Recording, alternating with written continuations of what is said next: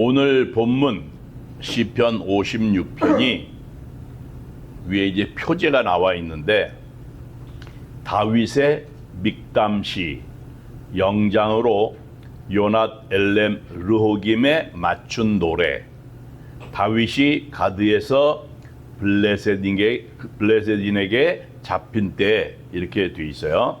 여기서 이제 믹담이라고 하는 말이 있는데 시편 56편, 57편, 58편, 59편, 60편 이것을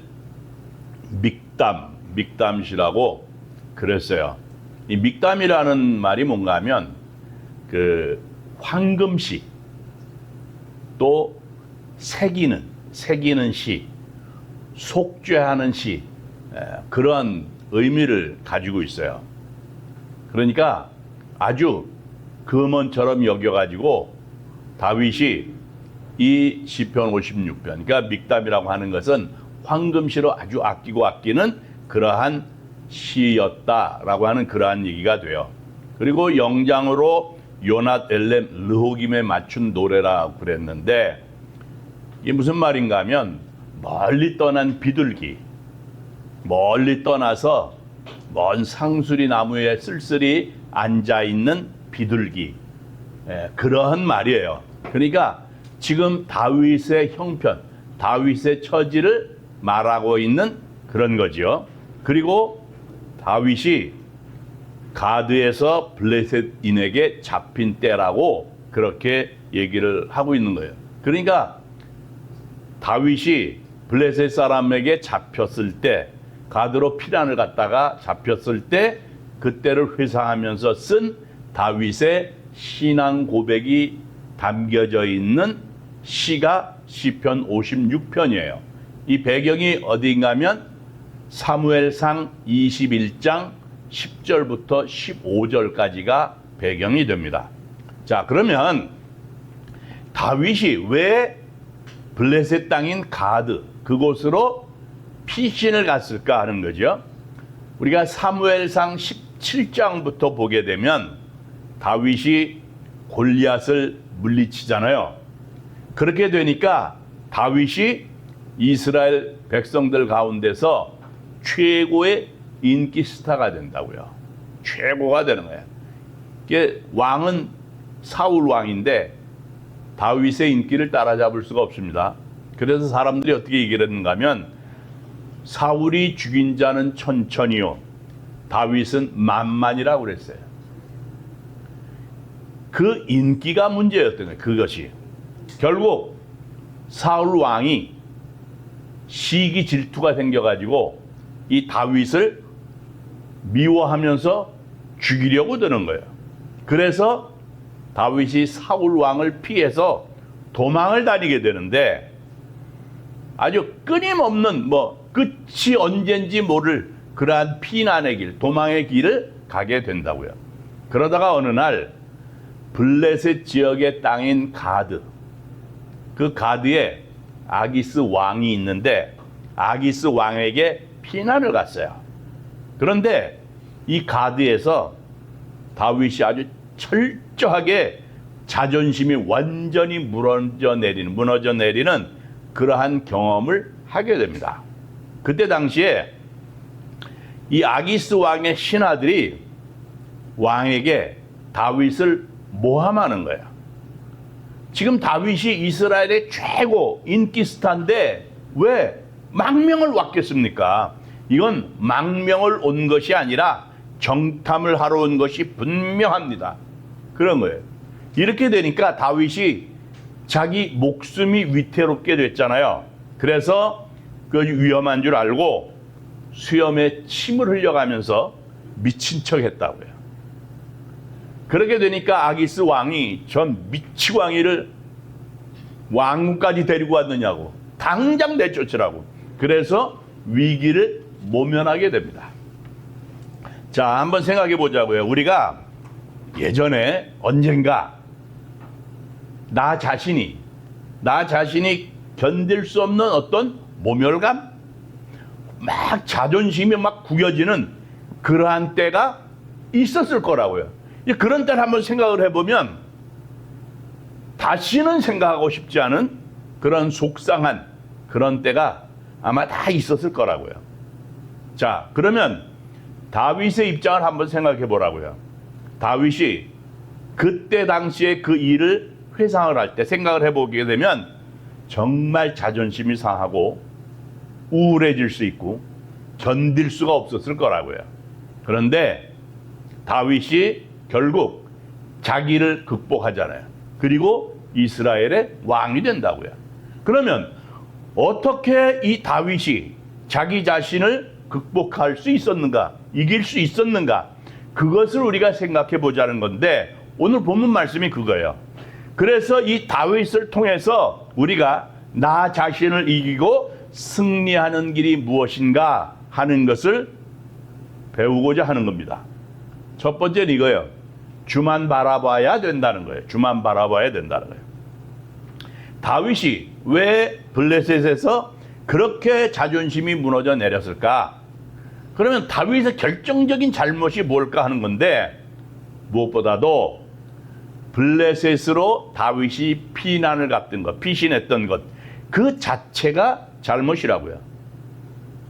블레셋은 세상을 의미하는 거예요. 자, 블레셋으로 피난을 갔는데 피난 간 것이 잘못됐다고 그랬잖아요. 이렇게 생각할 수 있어요. 동정론이 있을 수 있잖아요. 어쩔 수 없지 않느냐. 사울 왕이 죽이겠다고 달려드는데 뭐 숨을 곳도 없고 도망가다 블레셋 그쪽으로 갈 수밖에 없었다. 그렇지 않냐? 이렇게 얘기를 할 수도 있겠죠. 그런데 사실은 블레셋은 세상을 의미하는 거거든요. 힘들다고 세상으로 한번 나가보세요. 그러면 편할 것 같지만 절대로 편하지 않습니다. 오히려 더 크고 힘들고 어려운 일들을 당하게 되어 있다고요. 다윗을 보세요. 결국 아기스 왕 앞에서 자존심이 완전히 무너져 내립니다. 자, 목숨을 부지하기 위해서 침을 수염에 질질 흘려가는 거예요. 질질 흘렸어요. 수염이 흘러서 떨어진다고 그랬어요. 그러면서 미친 척 했어요. 이 얼마나 비참하냐고요. 완전히 자존심이 완전히 그냥 바닥으로 다 떨어지는 거야. 마치 벗겨진 알몸과 같은 그러한 인생이 되고 만 거예요. 그래가지고 대문에다가 그적거렸다고 그래요. 이게 뭔가 하면 대문에다가 마킹을 하는 건데 어린아이들이 글도 모르는 어린 애기들 있잖아요. 어린 애기들한테 그 색연필 같은 거 이런 거 주면 뭔지도 모르면서 막 이러잖아요. 그게 끄적거리는 거예요. 그냥 그런 식으로 수염에 침을 질질 흘려가면서 대문에다가 손으로 막 이래가면서 뭔지도 모르는 낙서 같은 끄적거리는 이런 것을 하면서 미친 척을 했단 말이에요. 얼마나 자존심이 완전히 짓밟혀버리고 많은 뭔가 다 벌거벗은 알몸 같은 거예요. 그러한 과거를 가지고 다윗이 살아간다. 이거 쉽지 않아요. 얼마나 삶이 두렵겠어요. 그 수치심, 두려움, 말로 표현할 수 없습니다. 그런데 그런 것을 어떻게 극복했느냐 하는 거잖아요. 오늘 본문 3절 말씀을 보니까 내가 두려워하는 날에는 주를 의지하리이다 그랬어요. 그러니까 다윗이 두려움을 어떻게 극복했는가 하는 것을 분명히 보여주는데 하나님을 의지했다는 거예요. 하나님을 의지하고 하나님을 바라봤다 이거예요. 하나님을 바라보는 것으로 극복을 했다는 거예요. 자, 이 두렵다고 하는 거 있잖아요. 두려움. 두렵다라고 하는 것은 대체로 실체가 없는 거예요. 그런데요, 이게 두려워하면 두려워할수록 그 두려워하는 마음이 점점 커집니다. 그러나 하나님을 의지하고 믿음으로 맞서게 되면 능히 이길 수 있어요. 어린아이들이요, 막 두려움이 엄습해 오면 그 두려움이 점점 커져서 어쩔 줄 모르잖아요. 그러면 파고드는 게 뭐예요? 엄마 품이라고. 그럼 괜찮아지니까. 좀 다른 얘기일 수 있지만 저 위에 매직 마운틴 식스 플래그 거기나 유니버스 스튜디오, 그리고 요 가까이 디즈니랜드, 나츠베리 팜 이런 데 가면 스플래시 확 타는 거 있잖아요. 쫙 타고 내려가지고 물 있는데 확 떨어지는 거예요. 그거 타는 거 쉽지 않아요. 무서워가지고 확 눈 감습니다. 저도 그랬으니까. 그런데 아이고 이거 타다가 뭐 죽기 하겠어 이런 생각을 가지니까 탈만 하더라고요. 그런데 자이로 드롭이라 그런 거 있잖아요. 이거 직각으로 내비서 수직으로 쫙 떨어진 거. 야 젊은 사람들 타는데 보니까 뭐 와 소리 질러가면서 타는데 대단하더라고요. 우리 못 하잖아요. 예. 그런데 그냥 내가 탄다고 죽겠어 이런 마음 가지면 할 수 있다. 그러니까 마음 먹기 달렸다는 거잖아요.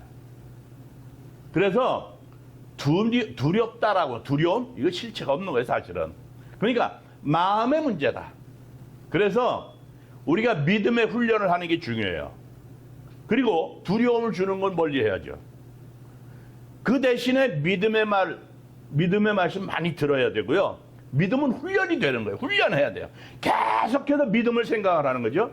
믿음의 말씀을 듣고 믿음의 말을 하는 거예요. 그러면 그러한 두려움, 공포가 사라지게 되어 있습니다. 그래서 때로는 큰 문제를 만나도 두려워하지 말아야 돼요. 다윗이 나중에는요, 아기스 왕에게 신임을 얻어요. 그래가지고 아주 작은 성읍인 시글락이라고 하는 것을 얻습니다. 그런데 문제가 생겼어요. 블레셋하고 이스라엘하고 전쟁을 하게 됐단 말이에요. 그러니 자기 나라에 이스라엘에 칼을 들이대야 되는 상황이 됐단 말이에요.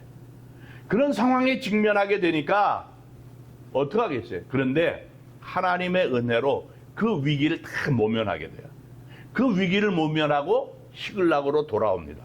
그런데 시글락에 돌아와서 보니까 아말렉 사람들이 쳐들어와 가지고 그 마을을 잿더미로 만들었어요. 그리고 부녀자들하고 자녀들을 붙잡아 갔습니다.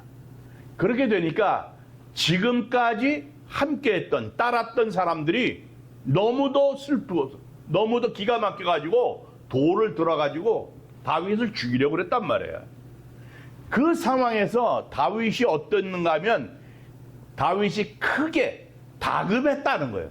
크게 다급했지만 여호와를 힘입고 용기를 얻었다고 사무엘상 30장 6절에서 말씀하고 있어요.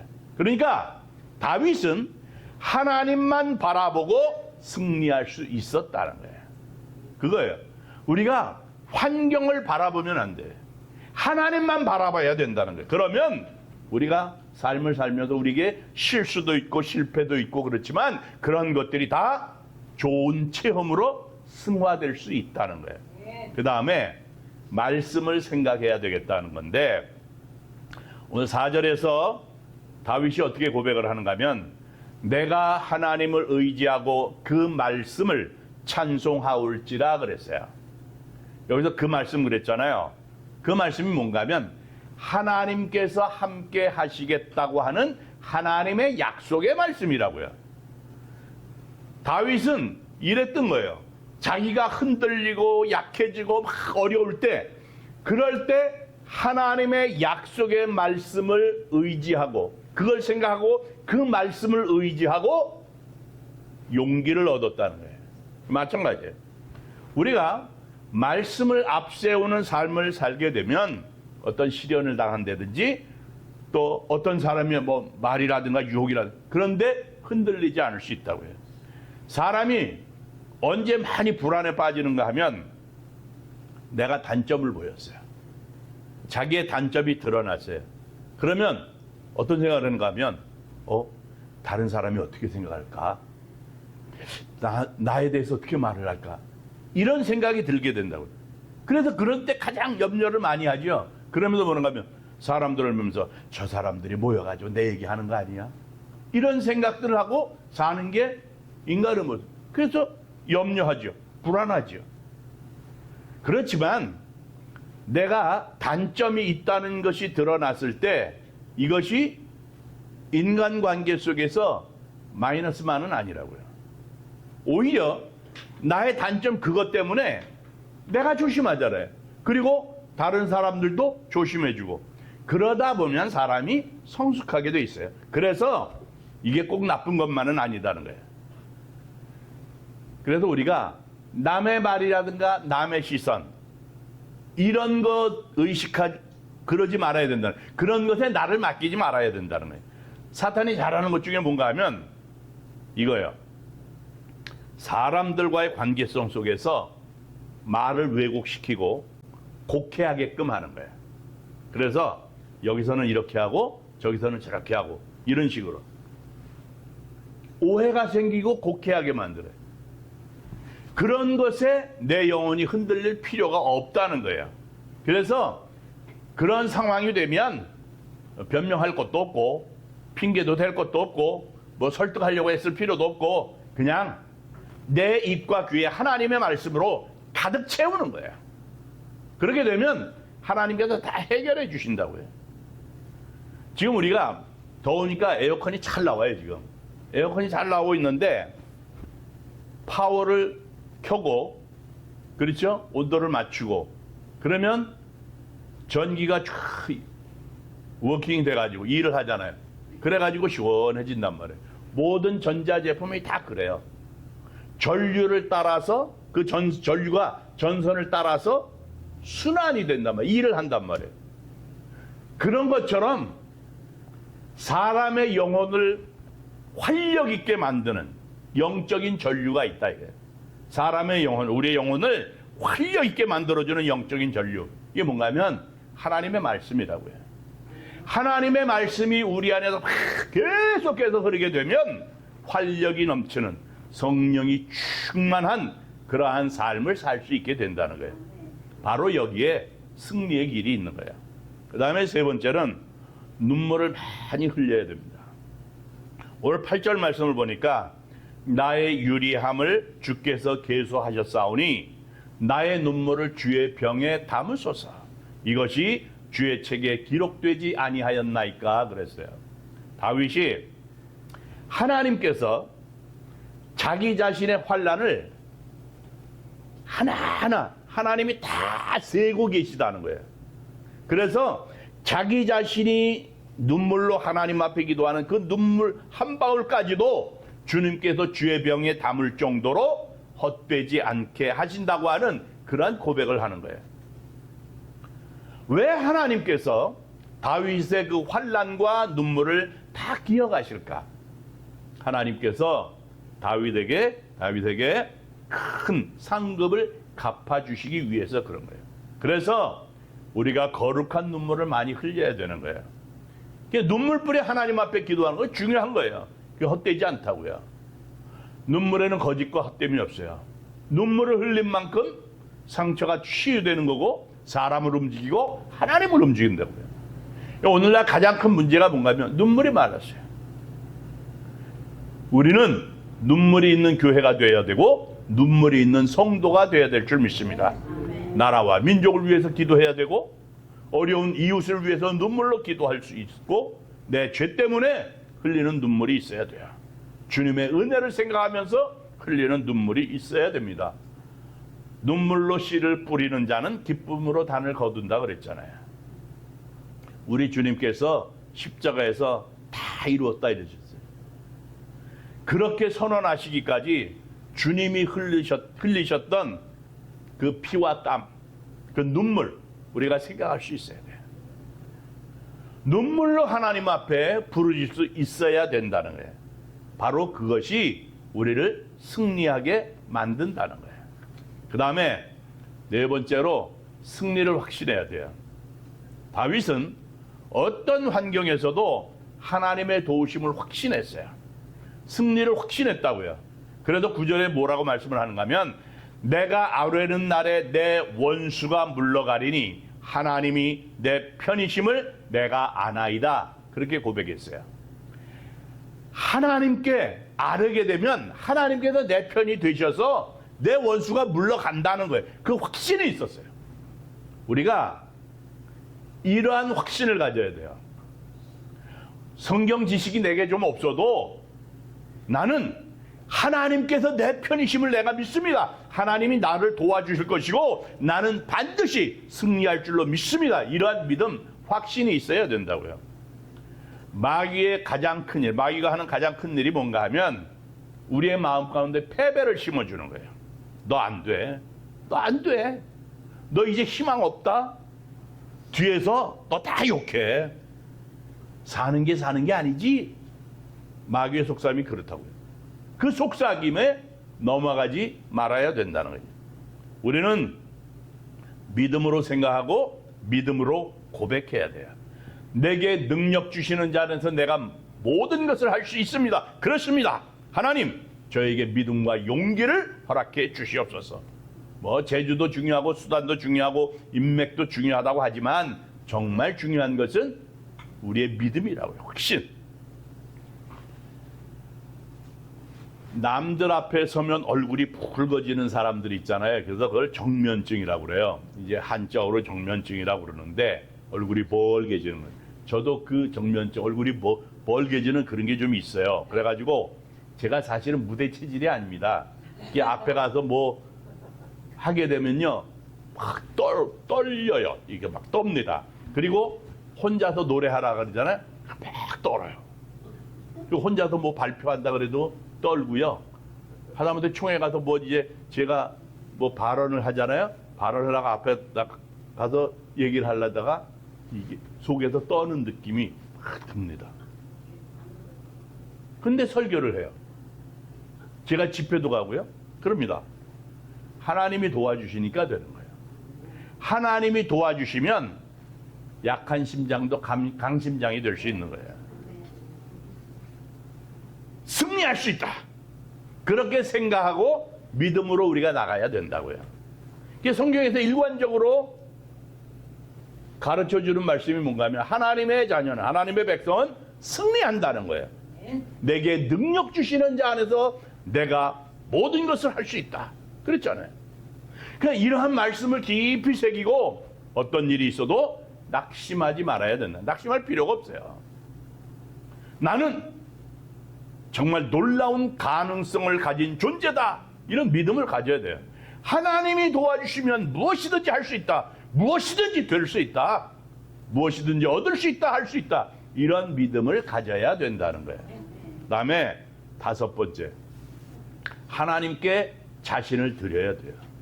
오늘 13절을 보니까 주께서 내 생명을 사망에서 건지셨습니다. 주께서 나로 하나님 앞 생명의 빛에 다니게 하시려고 실족하지 아니하게 하셨나이까 그랬어요. 하나님 앞 생명의 빛에 다니게 하시려고 실족하지 아니하게 하지 아니하셨나이까.